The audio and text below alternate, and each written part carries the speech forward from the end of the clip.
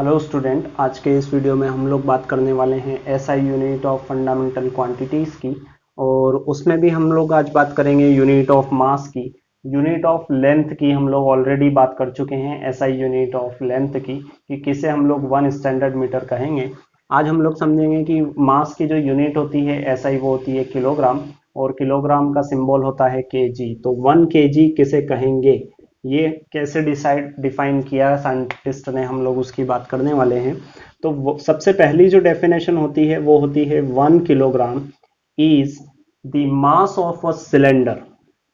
इस तरीके का एक सिलेंडर है, 1 kilogram is the mass of a cylinder made up of platinum iridium alloy, जिसमें प्लेटिनम 90% और 10% इरिडियम होता है, केप्ट एट 0 डिग्री सेल्सियस। मतलब इसको जो रखा गया है उसके आसपास का टेम्परेचर कितना है, 0 डिग्री सेल्सियस। और ये कहाँ पे रखा हुआ है, तो ये रखा हुआ है international bureau of weight and measure. और ये कहाँ पे है, तो ये पेरिस में है। ठीक है, तो ये सबसे पहले वाली डेफिनेशन थी।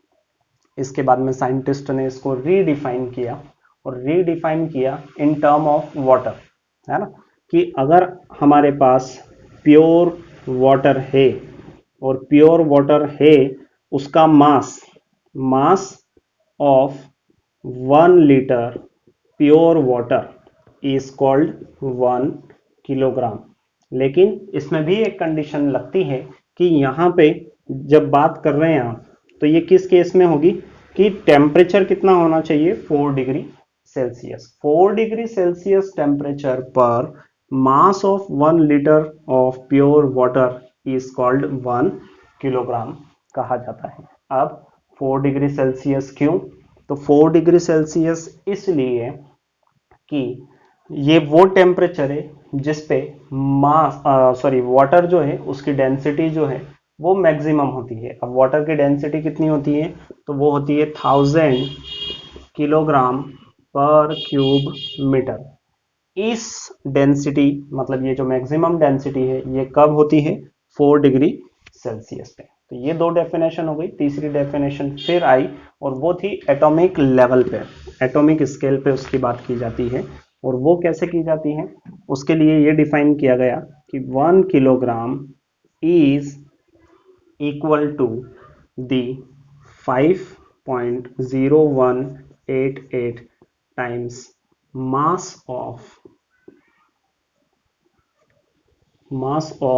10 to the power 25 atoms of carbon 12। Carbon 12 एक मटेरियल है, उसके 10 to the power 25 एटम जो हैं उनके मास को मल्टीप्लाई कर दें इस नंबर से, इस कांस्टेंट से, तो आपको क्या मिलेगा, 1 किलोग्राम। ठीक है, मुझे उम्मीद है आपको तीनों डेफिनेशन समझ में आई होगी। अब अगर हम लोग बात करें कि मास, जैसे यहाँ पे कार्बन एटम, ये कितने कार्बन एटम लिए हुए हैं, 10 to the power 25। तो हम लोगों को तो 1 कार्बन एटम का मास पता होना चाहिए। तो मास ऑफ 1 कार्बन एटम, कार्बन 12, ठीक है, वो कितना होता है, तो वो होता है 12 एटॉमिक मास यूनिट। ये एक छोटी स्केल है। मतलब जैसे अगर हम लोग बात करें एटम की, एटम में होते हैं इलेक्ट्रॉन, प्रोटॉन और न्यूट्रॉन। तो इनकी अगर हम लोग बात करेंगे तो इनका जो मास होगा उसको हम लोग डिफाइन करते हैं या रिप्रेजेंट करते हैं in term of atomic mass unit में। ठीक है, तो जब इसमें हम लोग बात कर रहे हैं तो हमको 1 एटॉमिक मास यूनिट की वैल्यू पता होनी चाहिए। तो 1 एटॉमिक मास यूनिट की वैल्यू पता करने के लिए हम यहाँ से इसको रिप्लेस कर देते हैं, तो ये डिनोमिनेटर में आ जाएगा। तो ये बन जाएगा 1 atomic mass unit will be equals to 1 atomic. कभी कभी ऐसा क्वेश्चन बनता है कि what is 1 atomic mass unit, तो वो डेफिनेशन यहां से निकलेगी। ठीक है, तो 1 atomic mass unit is equal 1/12। देखिए ये 12 यहां पे आ जाएगा, है ना, और ये टर्म एज इट इज रहेगा, मास ऑफ 1 कार्बन 12 एटम। ठीक है, अब आपको 1 एटॉमिक मास यूनिट की न्यूमेरिकल अगर वैल्यू चाहिए तो आपको सब्स्टिट्यूट करना पड़ेगा मास ऑफ 1 कार्बन एटम। ठीक है, अब ये कैसे लेके आनी है इसकी वैल्यू, और 1 एटॉमिक मास यूनिट की न्यूमेरिकल वैल्यू कितनी होगी देखते हैं।